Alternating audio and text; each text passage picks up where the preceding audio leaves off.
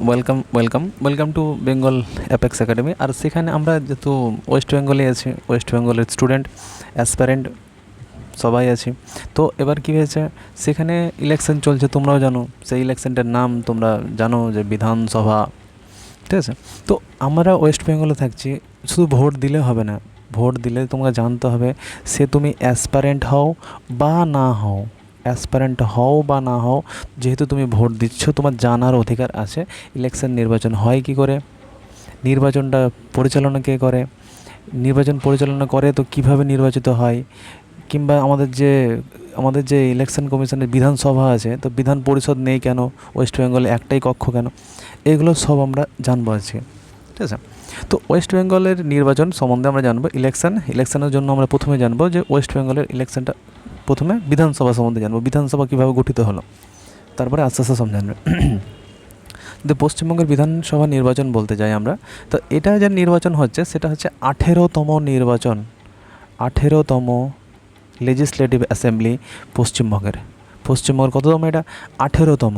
তো যিনি হবেন সে 18তম হবে। তো আমরা প্রথম কথা বলি, আমাদের যখন মানে ওয়েস্ট বেঙ্গল এই সব জিনিসগুলো আছে, আমাদের ভারতে প্রথম থেকে এইসব ভাবনা ছিল না যে এরকম লেজিসলেটিভ কাউন্সিল হয়, লেজিসলেটিভ অ্যাসেম্বলি হয়, যেটা বাংলায় বললে বিধানসভা ও বিধান পরিষদ হয়। তো এইগুলো ধারণা এসেছিলো সব আমরা মানে ব্রিটেন থেকে। তো ব্রিটেনে এরকম লোকসভা রাজ্যসভা বলে কিছু নেই, লোকসভা বিধানসভা বলে কিছু না, ওখানে একটা ছিল কনসেপ্ট একই, মানে নাম আলাদা ছিল। সেটা হচ্ছে হাউস অফ কমন্স, যেটা হচ্ছে লোকসভা, আর হচ্ছে বিধানসভা, লোকসভা আর রাজ্যসভা। একটা হচ্ছে হাউস অফ কমন্স আর হাউস অফ লর্ডস যেটা রাজ্যসভা বলতো ওরা, আর এটা হচ্ছে কমন্সটাকে হচ্ছে লোকসভা। পরে আমরা নাম চেঞ্জ করেছি এটা। তো নাম আগে এটাই জানতাম। তো এখানেও সেম সিস্টেম চালু করেছিলাম, যে প্রথমে যেটা নিয়োগ হতো, প্রথমে কিন্তু এখান থেকে ইলেকশনের সিস্টেম ছিল না, ব্রিটিশরা কোনো সময় ইলেকশন আমাদের করে দেয়নি, আস্তে আস্তে এসেছিলো। কিন্তু প্রথমে শুরুতে কিন্তু ইলেকশন ছিল না, এখানে যেটা ছিল প্রথমে আমরা কাউন্সিল মেম্বার। তো প্রথমে আমরা যেটা প্রথম লেজিসলেটিভ কাউন্সিল শুরু হয়েছিল, প্রথম লেজিসলেটিভ কাউন্সিল প্রথম ধারণা আসে এখানে, লেজিসলেটিভ কাউন্সিলের ধারণা এখানে আসে যে 1861 সালে, যেখানে ভারতীয়দের প্রথম কোনো লেজিসলেটিভ কাউন্সিলে অ্যাড করা হয়। লেজিসলেটিভ কাউন্সিল যেটা বিধান পরিষদের নিয়ে আইন করা হয়, যেটা আইন পরিষদ বলতো ওরা। সেখানে কি হতো, সেখানে 3জন ব্যক্তি চান্স পেয়েছিল আমাদের, যে বেনারসের রাজা, যে পাতিয়ালা একটা শহর, পাতিয়ালার মহারাজা, আর একজন ব্যক্তির নাম হচ্ছে স্যার ধিনকার রাও। ইনি ছিলেন কিন্তু লেজিসলেটিভ কাউন্সিল প্রথমে 3জন মেম্বার। তো দিন চেঞ্জ হতে থাকে, এটাই চলে এলো 1892 সাল, আবার একটা ইন্ডিয়ান কাউন্সিলিং অ্যাক্ট এলো। তার মাঝখানে কিন্তু ইন্ডিয়ান ন্যাশনাল কংগ্রেস, যেটা আমাদের কংগ্রেস নামে এখন বর্তমানে জানছি, ভারতের জাতীয় কংগ্রেস, সেটা 1885 সালে গঠন করা হয়। আর 1885 সালের ইনাদের সহায়তায় এসছিল কি ইন্ডিয়ান কাউন্সিলিং অ্যাক্ট 1892। তো 1892 সালে কী হয়েছিল, তো 1892 সালে কিছু হোক না হোক, এই লেজিসলেটিভ যে কাউন্সিল ছিল সেটার কিন্তু মেম্বার, লেজিসলেটিভ কাউন্সিল বা আইনসভার বা আইন পরিষদের মেম্বার যেটা ছিল সেটা ইনক্রিজ হয়েছিল। আর কি হয়েছিল, আর ইনডাইরেক্ট ইলেকশন শুরু হয়েছিল। ইনডাইরেক্ট মানে আমরা কি হচ্ছে, এবার তুমি দেখবা যিনি সিএম হবে, তুমি সিএমকে কিন্তু ডাইরেক্ট ভোট দিতে পারো না, তুমি যে ভোটটা দিবা সে বিধানসভার মেম্বারকে বলা হয় MLA, ministry of legislative assembly, তো যেটাকে আমরা বাংলায় বলে বিধায়ক বলি। তো এদেরকে তুমি ডাইরেক্ট ভোট দেবা। এবার এই এমএলএদের মধ্যে ঠিক করবে নিজেরাই যে কে সিএম হবে, বুঝতে পেরেছো? তো বিধানসভা থেকে এমএলএ তুমি ভোট দাও সেটা। তো এবার কী হয়েছে, ইনডাইরেক্ট ইলেকশন সেরকম টাইপের। তো মানুষ ডাইরেক্ট কোনো এমএলএকে চুজ করতে পারবে না, কোনো একটা বোর্ড গঠন করেছে, সেই বোর্ডরা চুজ করবে যে হ্যাঁ এই ব্যক্তিটা হলে ভালো হয়। তো ওটা হচ্ছে ইনডাইরেক্ট ইলেকশন। ঠিক আছে, তো প্রথম পরোক্ষ নির্বাচনের ব্যবস্থা 1892 সালে শুরু হয়। Indian counselling act 1909। এখানে যদি জিজ্ঞেস করা হয়, এখানে তারপরে যেখানে একটা কমিউনাল রিপ্রেজেন্টেটিভ যুক্ত করা হয়েছিল, যে যারা এখানে একটা সেপারেট ইলেকটোরেটের একটা ব্যবস্থা নিয়ে এসেছিলো, যেটা মুসলিম কমিউনিটিকে দেওয়া হয়েছিল। যে কোনো এলাকায় যদি অনেকগুলো মানুষ থাকে, সেই এলাকায় শুধুমাত্র যদি এই এলাকার প্রতি বলে দেওয়া হয় মুসলিম মানে মুসলিমকে বলে দেওয়া হলো যে এটা সেপারেট ইলেক্টোরে দেওয়া হলো, তাহলে ওখানে বলা হবে যে এই এলাকা থেকে শুধুমাত্র মুসলিম কমিউনিটির লোক শুধুমাত্র দাঁড়াতে পারবে, আর এখানে যারা ভোট দেবেন হিন্দু বৌদ্ধ যারা আছে বাকিরা বৌদ্ধ খ্রিস্টান পার্সি শুধুমাত্র ওরা ভোট দিতে পারবে না, মুসলিমরাই ভোট দেবে, দাঁড়াবে মুসলিম, ভোট দেবে মুসলিম, সেপারেট ইলেক্টোরে। এটা 1909 সালে চালু হয়েছিল। তারপরে আবার এলো, আবার কী এলো 1919 সালে। 1919 সালে যখন এলো তখন আমরা বলবো যে 1919 সালে যখন এলো তখন ডাইরেক্ট ইলেকশান, ইনডাইরেক্ট ইলেকশান তো চালু হয়েছিল আগেই। তো এখানে প্রত্যক্ষ, যেটা আমরা এখন ভোট দিই ডাইরেক্ট কোনো ব্যক্তিকে, তো প্রত্যক্ষ নির্বাচন ব্যবস্থা এখানে চালু হয়েছিল, যে ডাইরেক্ট ভোট দিতে পাবো আমরা সবাই। তো এই নির্বাচন সবাইকে ভোট দিতে হবে, তো বয়স অনুযায়ী ভোটের ব্যবস্থা ছিল না, মনে রাখবা, বয়স অনুযায়ী ভোটের ব্যবস্থা ছিল না। 18 বছর হচ্ছে কিনা তুমি ভোট দিতে চলে যাচ্ছ, আগে ছিল না এটা। আগে কি দেখা হতো, তোমার জায়গা জমি কেমন আছে, তোমার জমিদারিত্ব কেমন আছে, তোমার শিক্ষা কেমন আছে, এই সবগুলো ভেরিফাই করা হতো। হার্ডলি আমাদের ইসের মধ্যে 5% থেকে 10% লোক মাত্র ভোট দিতে পেত, ঠিক আছে। তারপরে যদি বলা হয় গভর্নমেন্ট অফ ইন্ডিয়া অ্যাক্ট 1995 এলো, এখানে একটা আইন নিয়ে আসা হলো যেখানে বলা হলো যে না করা উচিত। হ্যাঁ, আর একটা জিনিস বলা ভালো, যে আমাদের যে এখানে বলা উচিত মানে যে আমাদের তো শুরু হয়েছিল এখান থেকে, যে বাংলাতে যে আমাদের বাংলা আছে, ঠিক আছে, সেখানে প্রথম লেজিসলেটিভ কাউন্সিল তো ছিলই, লেজিসলেটিভ কাউন্সিলের সঙ্গে সঙ্গে বিধানসভা লেজিসলেটিভ অ্যাসেম্বলি শুরু হয়। তো জিজ্ঞেস করতে পারে বাংলায় প্রথম লেজিসলেটিভ অ্যাসেম্বলি কখন শুরু হয়, তাহলে বলবো 1919 সালে অ্যাক্টে। ক্লিয়ার হচ্ছে, 1919 সালে প্রথম কিন্তু বাংলায় লেজিসলেটিভ অ্যাসেম্বলি শুরু হয়, ঠিক আছে। সেটা আস্তে আস্তে কী হয়, দ্বিকক্ষ শুরু হয়ে গেল, তো এবার 1935 সালে বললো যে না এখানেও সেন্ট্রালেও দ্বিকক্ষ হবে। সেন্ট্রালে কিন্তু দ্বিকক্ষ হয়নি, সেন্ট্রালেও তোমার বাইক্যামেরাল সিস্টেম কিন্তু চালু হয়নি। এটা মানে রাজ্যে ছিল, লোকসভার বিধানসভা বিধান পরিষদ রাজ্যে ছিল, আগে রাজ্যসভা হিসেবে ছিল না, একটাই ছিল। তো দ্বিকক্ষর সিস্টেমটা এখানে কিন্তু চেয়েছিল সেন্ট্রালে মানে কনভার্ট করতে। দ্বিকক্ষ মানে যদি ধরলাম একটা সেন্ট্রাল আছে আমাদের, সেন্ট্রালে কী হয় লোকসভা আর রাজ্যসভা থাকে, এখন আছে তখন ছিল না। আর স্টেটের মধ্যে যদি বলি হচ্ছে বিধানসভা আর একটা হচ্ছে বিধান পরিষদ। তো বিধানসভা আর বিধান পরিষদ সম্বন্ধে আমরা জানবো, একটু পরে জানবো, এখন জেনে নিই যে কী এসছেন আছে। তো এই বিধানসভা বিধান পরিষদ কিন্তু এখানে চালু হয়ে গেছিলো, মানে 1935 সালে এখানে চালু হয়েছিল। কিন্তু 1935 সালে এখানে 1935 না, এটা চালু হয়েছিল 1919 সালে। হ্যাঁ, কিন্তু এটা বলেছিল যে 1935 সালে কী বলছিল যে এটা তো ভালো কনসেপ্ট, তো এখানেও নিয়ে আসা হোক, 1935 সালে সেন্ট্রালেও নিয়ে আসা হোক। তো সেন্ট্রালে কিন্তু চালু হয়নি, হ্যাঁ এটা মনে রাখবা, চালু করার ব্যবস্থা করেছিল কিন্তু চালু হয়নি। ইন্ডিয়ান ইন্ডিপেন্ডেন্স অ্যাক্টে সে বাংলাকে বলা হলো, বাংলা একটা বড় একটা ভূখণ্ড ছিল, যেটা বলছি যে পশ্চিমবঙ্গ কীভাবে একটা বাংলা ছিল, একটা পশ্চিমবঙ্গ ছিল, যেটা ওয়েস্ট বেঙ্গল বলছি, পুরোটাই কী ছিল বাংলা ছিল। সেই বাংলার মধ্যে আমাদের যদি বলি যে পশ্চিমবঙ্গ ছিল, প্লাস এখন বর্তমানে যেটা বাংলাদেশ, যে বাংলাদেশটার আগে যে পূর্ব নাম যেটা ছিল সে ছিল পূর্ব পাকিস্তান ছিল। কী নাম? পূর্ব পাকিস্তান। আমাদের 1947 সালে যদি তুমি দেখো যখন বাংলাকে ভাগ করা হয় তখন এটাকে বলা হয় যে এটা হচ্ছে বাংলা, এটা হচ্ছে পশ্চিম বাংলা, ঠিক আছে। তো এটাকে পূর্ব বাংলা বলতো না, এটাকে বলতো পূর্ব পাকিস্তান। সেটা 1947 সালে ছিল, যেটা 1947 সাল থেকে 1971 সালে এরা হয় লিবারেশন অফ ওয়ার কিছু একটা হয়, ঠিক আছে। তো এখান থেকে আলাদা হয়ে যায় বাংলাদেশ লিবারেশন ওয়ার। সেখান থেকে শেখ মুজিবুর রহমান সেই সময় গভর্নর হয়েছিলেন। তো এটা তখন এটা পূর্ব পাকিস্তান হয় 1971 সালে, পূর্ব পাকিস্তান থেকে তখন বাংলাদেশের নাম হয়, ঠিক আছে, এটা মনে রাখবা। তাহলে এটা কি হলো 1947 সালে আলাদা হয়ে গেলো। তো বাংলাতেও কিন্তু সেই দ্বিকক্ষ মানে লোকসভা আর বিধানসভা ও বিধান পরিষদ কিন্তু তখনও ছিল বাংলায়। এরপরে অ্যাবলিশন হলো।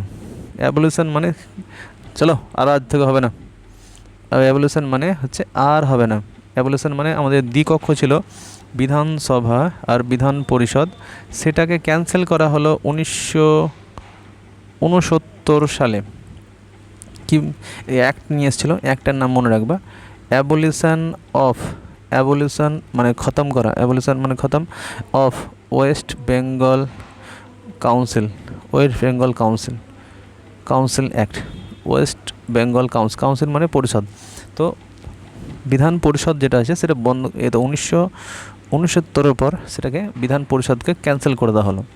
তো এখন হেড অফ দি মানে এখন যদি বলা হয় পশ্চিমবঙ্গে এখন একটা মাত্রই কক্ষ, একটা মাত্রই কক্ষ 1969 সালে সেটা হয়েছিল, কিন্তু 1969 সালে বিধান পরিষদ বাতিল করে দেওয়া হয়, এটা মনে রাখবা। আর কারেন্ট স্ট্যাটাস যদি আমি বলি, কারেন্ট স্ট্যাটাসও সেম জিনিস আমরা বলতে পারি যে এখনও বর্তমানে যেটা আছে সে এক কক্ষই আছে, এক কক্ষ, ঠিক আছে, এক কক্ষই আছে। তাহলে আমি বলি দ্বিকক্ষ, এই কনসেপ্টটা কি, মানে আমরা কিছু কিছু আর্টিকেল সম্বন্ধে অবশ্যই জানবো, যে যেমন 168 নম্বর আর্টিকেল অনুযায়ী যে কোনো রাজ্য এটা রাখতে পারে, তাদের কক্ষ কটা হবে, রাজ্যের কে সিলেক্ট করবে, এটা অবশ্যই কিন্তু বিধানসভা নির্বাচিত করবে। ওরা ভাববে কি ভাববে যে আমাদের এটা একটাই কক্ষ রাখবো যেটা হচ্ছে বিধানসভা, না আমি দুটো কক্ষ রাখবো যে বিধানসভা আর বিধান পরিষদ। ওরা বিধানসভা এটা কিন্তু বলতে পারে কি, এটা শুধুমাত্র আইন পাস করতে হয়, সেই আইনটা স্পেশাল মেজরিটি দ্বারা পাস করাতে হয়, স্পেশাল মেজরিটি তোমাদের ক্লাসে অন্যদিন করে দেওয়া হবে, স্পেশাল মেজরিটি দ্বারা পাস করাতে হয়। তাহলেই তুমি বলতে পারো যে কোনো রাজ্যের তুমি একটাই কক্ষ হবে না দুটো কক্ষ হবে। এবার দুটো কক্ষ তো বর্তমানে যখন আর্টিকেলেও দেওয়া আছে তাহলে নিশ্চয়ই আছেও কোনো জায়গাতে, অবশ্যই আছে। বিধান পরিষদ আমাদের যদি বলি তাহলে বলবো 6টি রাজ্যে বর্তমানে আছে, 6টি রাজ্যে বর্তমানে আছে, আগে 7টি ছিল, 7 নম্বরটা মনে রাখবা। 7 পয়েন্ট যেটা ছিল সেটা ছিল জম্মু অ্যান্ড কাশ্মীর, যেটা এখন ইউনিয়ন টেরিটরি হয়ে গেছে।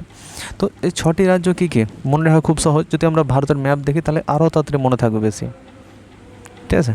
এই অঞ্চলটা হচ্ছে উত্তরপ্রদেশ, এখানে উত্তরপ্রদেশ আছে, এখানে বিহার আছে, এখানে যদি দেখি, এখানে আমি দেখি মহারাষ্ট্র আছে, মুম্বাই মহারাষ্ট্র, এখানে হচ্ছে কর্ণাটক আছে, এখানে কি বললাম উত্তরপ্রদেশ আর হচ্ছে বিহার, এখানে হচ্ছে এখানে একটা আছে, এখানে হচ্ছে হায়দ্রাবাদ যেটা তেলেঙ্গানা নামে পরিচিত, তেলেঙ্গানার রাজধানী হচ্ছে হায়দ্রাবাদ, আর হচ্ছে অন্ধ্রপ্রদেশ, ঠিক আছে। তাহলে এই 6টা আছে যারা পাশাপাশি আছে, মনে রাখা খুব সহজ, উত্তরপ্রদেশ, বিহার, মহারাষ্ট্র, কর্ণাটক আর হচ্ছে তেলেঙ্গানা, অন্ধ্রপ্রদেশ, 6টি রাজ্যে যেখানে কিনা এখনও পর্যন্ত বিধান পরিষদ আছে। বিধান পরিষদ তারা শুধুমাত্র 6টি রাজ্যে আছে, 7টি ছিল, সেটা জম্মু কাশ্মীর ক্যান্সেল হয়ে গেছে 1919 সালে, 2019 সালে 2019 সালে ক্যান্সেল হয়েছে, ঠিক আছে। এটুকু মনে রাখতে হবে। এবার আমরা কি মনে রাখবো যে এখন আমাদের যে ওয়েস্ট বেঙ্গল লেজিসলেটিভ অ্যাসেম্বলি, যে বিধানসভার যে সেই কতগুলো সিট আছে, 294টা সিট আছে। মানে আমাদের যদি নির্বাচিত হয় তাহলে 294টা এমএলএ নির্বাচিত হবে, ঠিক আছে। তো 294টাকে প্রথম থেকে ছিল, আরে না গো, 294 প্রথম থেকে ছিল না। তো 1919 সালে যখন আমাদের বাংলায় প্রথম লেজিসলেটিভ অ্যাসেম্বলি হয় 1919 সালে, তারপরে হচ্ছে 1935 সালে, একটু পাশাপাশি লিখে রাখো তাহলে মনে থাকবে, না হলে শুনে রাখো, কোনো সমস্যা নেই। তারপর হচ্ছে 1950 সালে, আস্তে আস্তে যেটা চেঞ্জ হচ্ছে, কীভাবে চেঞ্জ হচ্ছে দেখো, তা 1956 সালে, তারপরে হচ্ছে 1970 সালে,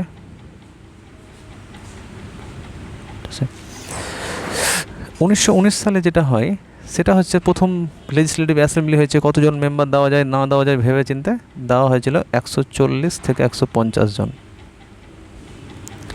1935 সালে সেটা আস্তে আস্তে বেড়ে গেল, জনসংখ্যা বাড়বে আস্তে আস্তে, সেটা করা হলো 250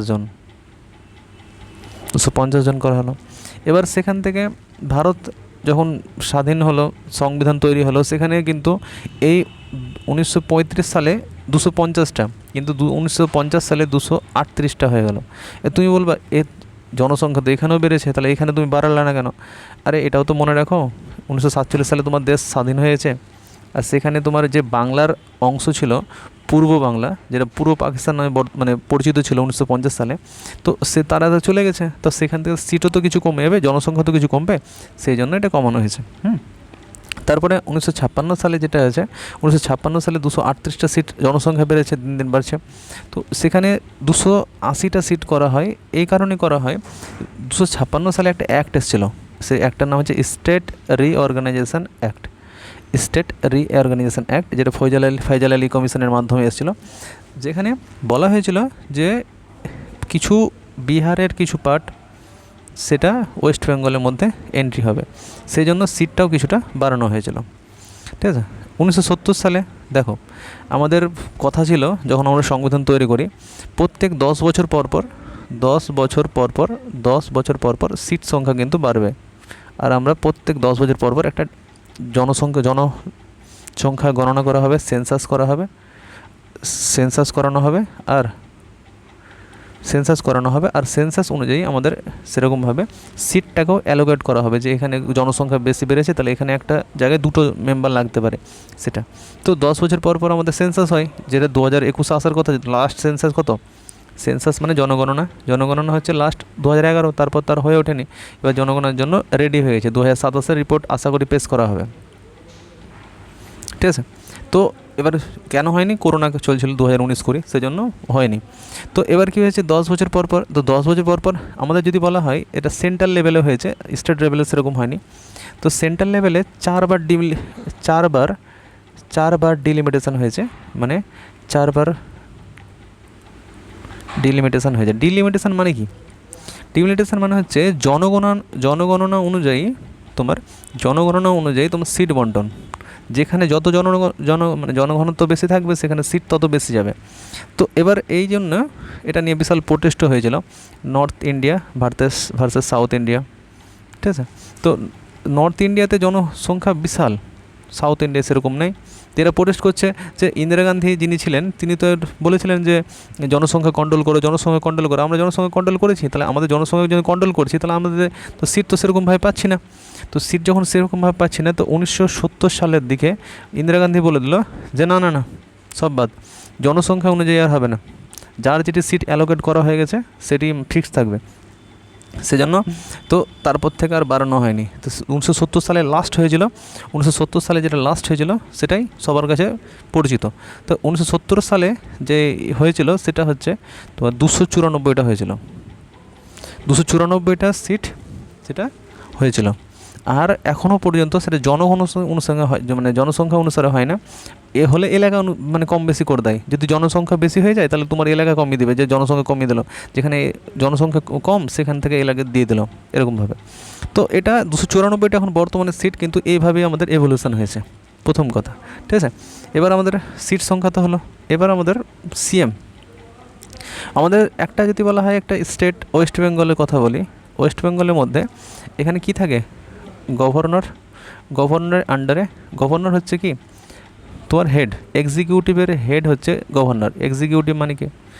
এক্সিকিউটিভ মানে হচ্ছে তোমাদের যা কিছু কাজ হবে, ধরলাও তোমার এলাকায় রাস্তা হচ্ছে, বিল পাস হবে, ঠিক আছে, স্টেটের কোনো বিল পাস হবে, তো মনে হবে যে মমতা ব্যানার্জি বা যিনি মাননীয় সিএম থাকবেন ইন ফিউচার, তিনি পাস করবেন। অবশ্যই তিনি পাস করবেন, তার নামে সব কিছু, কিন্তু লাস্ট যে সাইন হবে, যা কিছু সাইন হবে সেটা হবে ইনার কাছে। তো গভর্নর যে মানে আর্টিকেল, সেটা মনে রাখবা, একটা 152, যেটা গভর্নর একটা প্রত্যেকটা রাজ্যে একটা গভর্নর থাকবে। সেটাকে অ্যামেন্ডমেন্ট করা হয় 7 নম্বর সংবিধান সংশোধন, যেখানে বলা হয় গভর্নর শুধুমাত্র একটা রাজ্যের নয়, একসঙ্গে 2টো রাজ্যের 2 বা ততোধিক রাজ্যের গভর্নর থাকতে পারেন, কোনো সমস্যা নেই। তো প্রাইম হিসাবে একটা রাজ্যে একটা গভর্নর থাকবে, সেটা হচ্ছে 152। 153 নম্বর ধারাতেও সেটাই বলা হয়েছে সংবিধানের, যে তুমি হবে এক্সিকিউটিভ কাউন্সিল, মানে যা কিছু ওয়েস্ট বেঙ্গলের কাজ হবে সেটা তোমার আন্ডার হয়েই হবে, তোমার আন্ডার হয়ে অ্যাক্টে পরিণত হবে, নাহলে হবে না। ক্লিয়ার হচ্ছে? তো আমরা কিছু কিছু জিনিস এই করব। যে ওয়েস্ট বেঙ্গলের যে নির্বাচন হচ্ছে, নির্বাচন করাচ্ছেন কে? Election commission of India. তো ইলেকশন কমিশন অফ ইন্ডিয়া সেটা কত নম্বর আর্টিকেলে বলা আছে? 324 নম্বর আর্টিকেল। তো 324 নম্বর আর্টিকেলে একটা কথা বলা আছে যে নির্বাচন কমিশনের কাজ, কত বয়স, কী হবে না হবে সেটা ওটা নয়, আমাদের লেজিসলেটিভ কাউন্সিলের কাজ, বিধানসভার কাজ। তো বিধানসভার ব্যাপারে আমরা জানবো ইনার কী করে। নির্বাচন কমিশনার নির্বাচন করেন, কার কার নির্বাচন করতে পারে একটু দেখে নাও।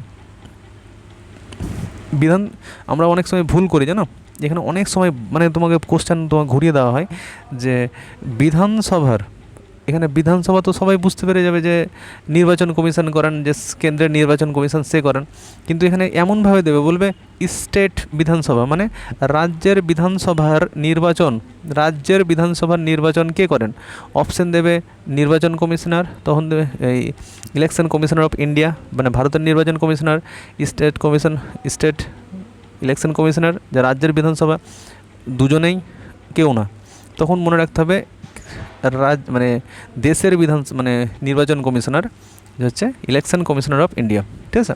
তো এটা মনে রাখবা যে আমাদের যাই কিছু হোক না কেন, যাই কিছু হোক না কেন, এই নির্বাচন করার ক্ষমতা কিন্তু ইসের থাকে। তো যতই বলে দিক যে রাজ্যের বিধানসভা, আরে ভাই রাজ্যের বিধানসভা তো ভুল করার জন্যই দেয়।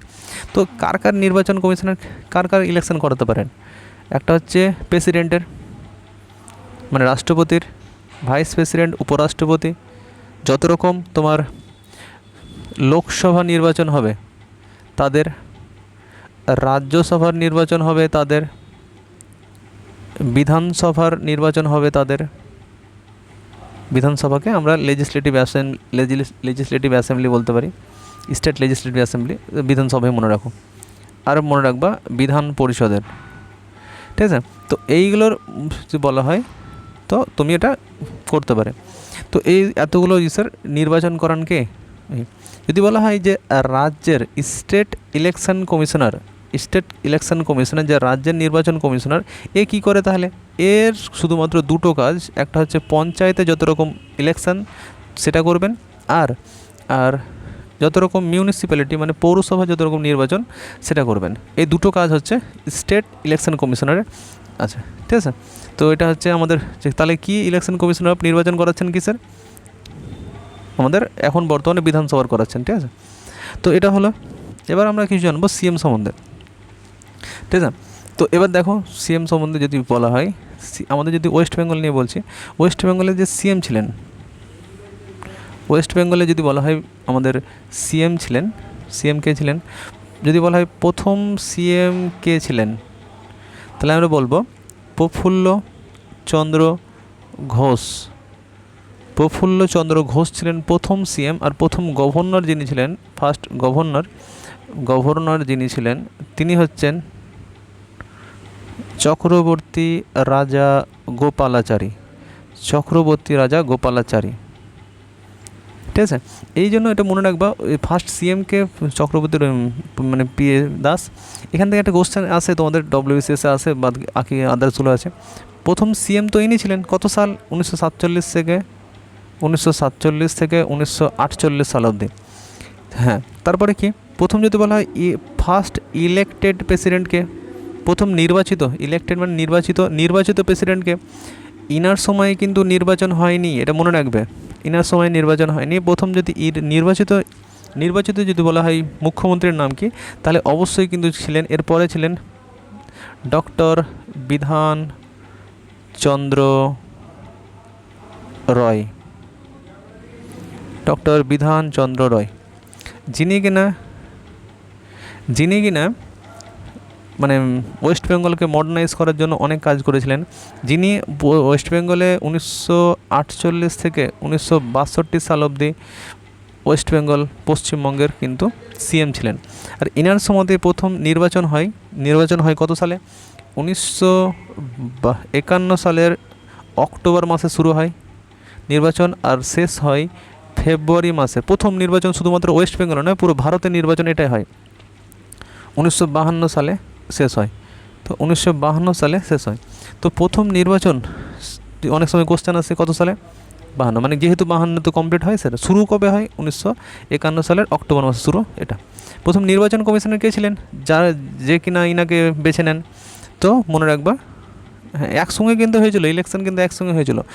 যদি বলা হয় লোকসভার ইলেকশন, আর লোকসভা তখন আমাদের পণ্ডিত জওহরলাল নেহরু যে ইলেক্টেড প্রাইম মিনিস্টার হয়েছিলেন, আর এখানকার বিধানসভা ইলেকশন একসঙ্গে হয়েছিল। সেই জন্য আমরা অনেক সময় শুনতে পাই না, কি শুনতে পাই, যে one nation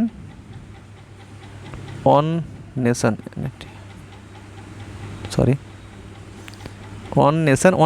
election, one election.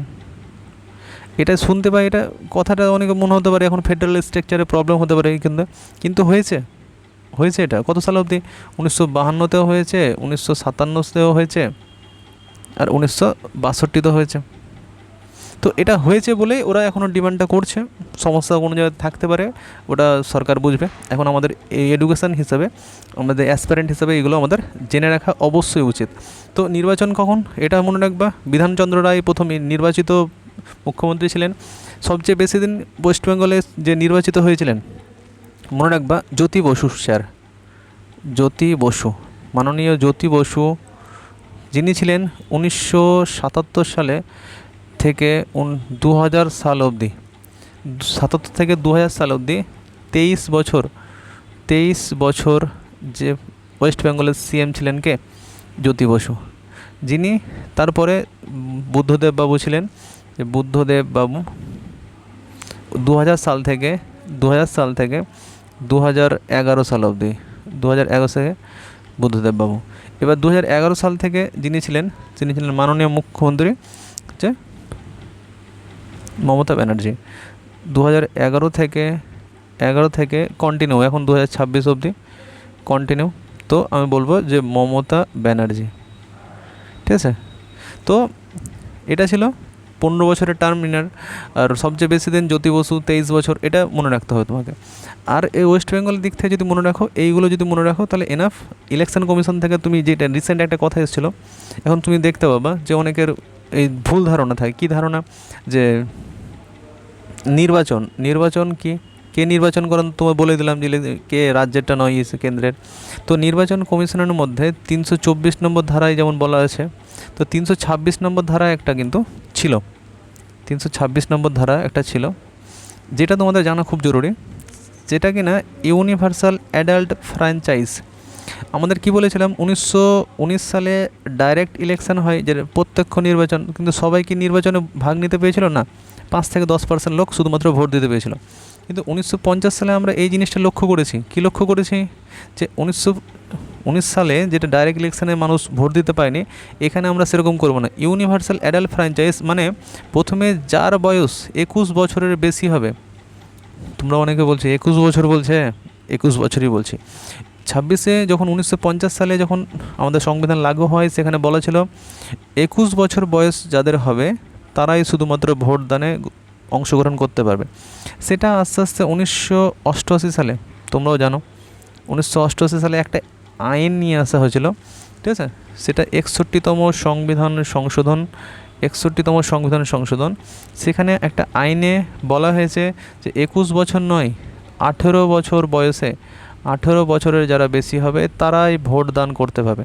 তারা প্রথমে কিন্তু আমরা 21 বছরই ভোট দান করতাম, যেটা আমাদের আইনের মাধ্যমে, যেটা প্রথম তারপরে একটা ইলেকশন হয়েছিল 1989 সালে। সেই ইলেকশনটাই তোমার 18 বছর বয়সী যারা ছিল তারাই ভোট দিতে পেত, ঠিক আছে। এটাই ছিল তোমাদের আজকের ক্লাসের মানে তাৎপর্য। এবার এটা করলে আশা করি এখান থেকে কোশ্চেন পেয়ে যাবে তোমরা।